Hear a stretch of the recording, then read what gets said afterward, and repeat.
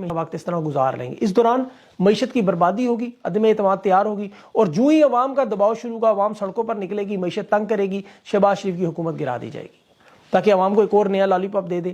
اب جو عمران خان نے جو کل بات کی ہے, دیکھیں جو بڑا اہم معاملہ ہے جو اس وقت بہت سارے لوگ سمجھ نہیں رہے, سری لنکا کا ذکر کیا ہے.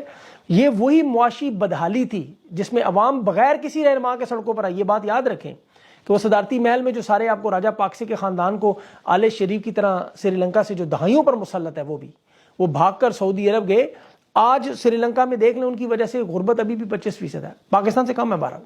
لیکن جو انہوں نے اب جو واردات سری لنکا کے ساتھ کی فوجی کام کرنے کی, یہ جو آئی ایم ایف نے قرضہ اب انہیں دیا ہے, اس کی سب سے اہم بات جو آپ کو کوئی بتاتا نہیں کہ سری لنکا کو آئی ایم ایف نے مجبور کیا ہے امداد کرنے سے پہلے, یہ معاہدہ کیا کہ آپ اپنی فوج کی 1/3 اکثریت کام کریں گے.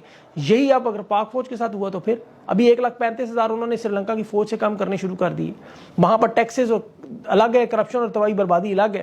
سری لنکا کے کرپٹ اور سیاسی لوگ الگ ہیں, وہاں جو فوجی نظام ہے وہ الگ ہے. اب ان کی سلامتی پر سوالیہ نشان ہے. اب وہاں پہ دیکھیں 65,000 فوجیوں کو اسی سال ریٹائر بھی کرنے کی واردات ہے. یہ ٹی آر ٹی کی پوری رپورٹ پڑی ہے. اب آپ اندازہ کر سکتے ہیں کہ سری لنکا پر اگر آئی ایم ایف اس طرح کے معاشی اعتبار سے قبضہ کر چکا ہے تو وہ پاکستان پہ بھی یہی کرنا چاہ رہے ہیں. اور یہی عمران خان نے بار بار سمجھانے کی کوشش کر رہے تھے کہ آپ معیشت تو تباہ کر ہی رہے ہیں, اپنی سلامتی بھی خطرے میں ڈال رہے ہیں.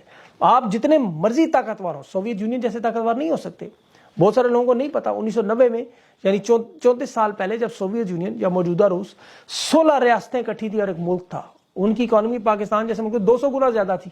ذرا گوگل کر کے چیک کریں, یہ واقعی سپر پاور تھے. 16 مضبوط ریاستوں کا ملک, آج 16 مختلف ممالک.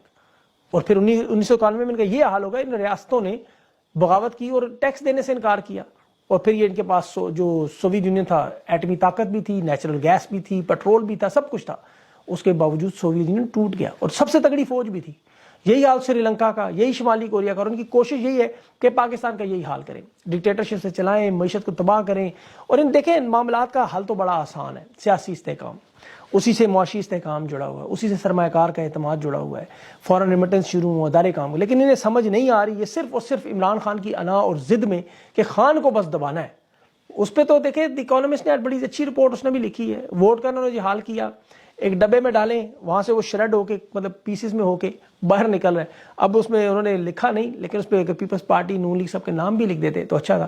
لیکن حل عمران خان نے دے دیا. اور میں آپ کو یہ بات دعوے سے کہتا ہوں, آپ یقین کریں کہ یہ جو مرضی کر لیں یہ حکومت نہیں چلا سکتے. پی ڈی ایم کی حکومت کو آئی ایم ایف $3 ارب پہلے دے چکا ہے. چین اور سعودی عرب نے فارن جو رکھے ہوئے ہیں ان کے ریزرو میں پیسے وہی ہیں. یہ عمران خان نے جو باتیں کی ساری درست ثابت ہوئی. اب وہی بات سری لنکا والی جو عمران خان نے کی بڑی خطرناک ہے, اس پہ اللہ انہیں عقل دے کہ وہی معاملہ ہونے جا رہا ہے. عوام کی حالت اس وقت بہت بری ہے.